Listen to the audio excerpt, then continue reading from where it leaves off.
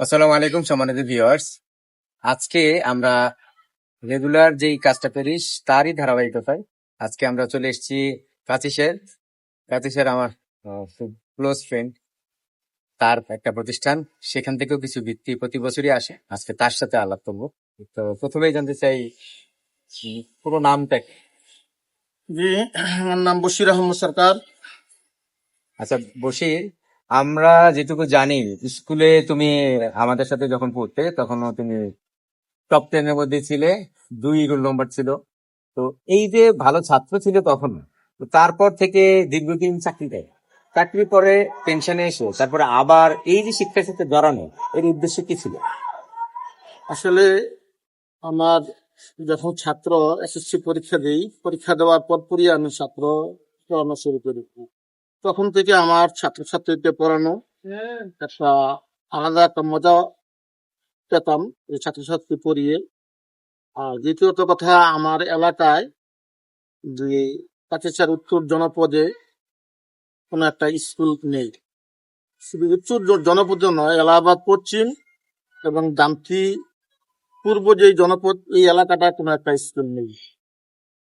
আমি পেনশন আসার পরেই দেবীদের একটা স্কুলের সাথে জড়িত ছিলাম। ওইখান থেকে আমি নিজে মনে মনে একটা প্রতিজ্ঞা করছিলাম যে হয়তো একটা স্কুল করবো। আলহামদুলিল্লাহ, তারই ধারাবাহিকতায় স্কুল প্রতিষ্ঠা করছি। আচ্ছা, এই যে স্কুল প্রতিষ্ঠা করা, আমরা যেটুকু জানলাম যে প্রায় 10 বছর হয়ে গেছে স্কুলটার বয়স। তো শুরু গল্পটা কেমন ছিল? আলহামদুলিল্লাহ, শুরুটা খুবই সুন্দর ছিল। প্রায় 80 জন ছাত্রছাত্রী নিয়ে প্রথম শুরু করেছিলাম। আলহামদুলিল্লাহ, এখন 145 জন স্টুডেন্ট আছে এবং সবার সাহায্য সহযোগিতা খুব সুন্দরভাবে দিন অতিবাহিত তো হচ্ছে। শুরুটা ছিল কোন কোন ক্লাস? প্রথম শুরুটা হয়েছিল প্লে থেকে শুরু করে 3য় শ্রেণী পর্যন্ত। এখন কোন ক্লাস পর্যন্ত? এখন 5ম শ্রেণী পর্যন্ত চলমান আছে আলহামদুলিল্লাহ।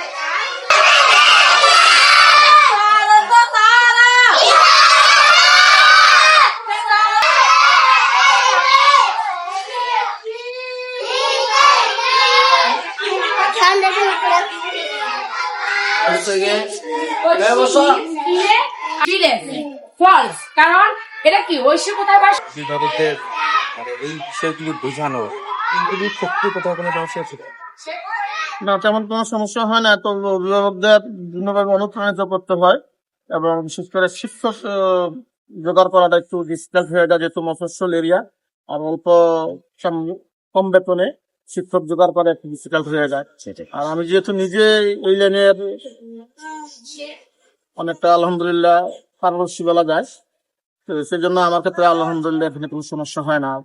যদি শিক্ষক আচ্ছা, নাও থাকে এখন সেক্ষেত্রে আমি ওভারকাম করে নিই।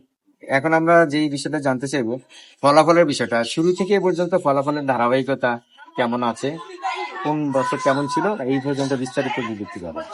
আলহামদুলিল্লাহ, স্কুল করার পর থেকে আমরা একটা বৃত্তি পরীক্ষা দিয়েছি বন্ধন দেবিদ্বারে।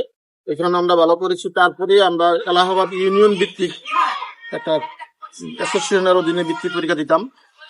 সেই বৃত্তি পরীক্ষা ধারাবাহিকভাবে আমি কয়েকবার প্রথম হয়েছি। গত বছরও 43 জন বৃত্তি পরীক্ষা দিয়েছিল, 43 জন বৃত্তি দিয়েছিল। আলহামদুলিল্লাহ, ওইখানে আমার একারে ছিল 20 জন। স্কুল কতগুলো? স্কুল 11টা স্কুল ছিল। আর ওটা তো হলো অ্যাসোসিয়েশন বৃত্তি পরীক্ষা। আর যে কোনো এই স্কুল প্রতিষ্ঠার পর থেকে 2013 সালে প্রথম সমাপনী পরীক্ষা হয়। 8 জন পরীক্ষা দিয়েছিল, 5 জন A+ পেয়েছিল, এর মধ্যে 2টা সরকারি বৃত্তি হয়েছিল। তারপর আর বৃত্তি পরীক্ষা হয়নি।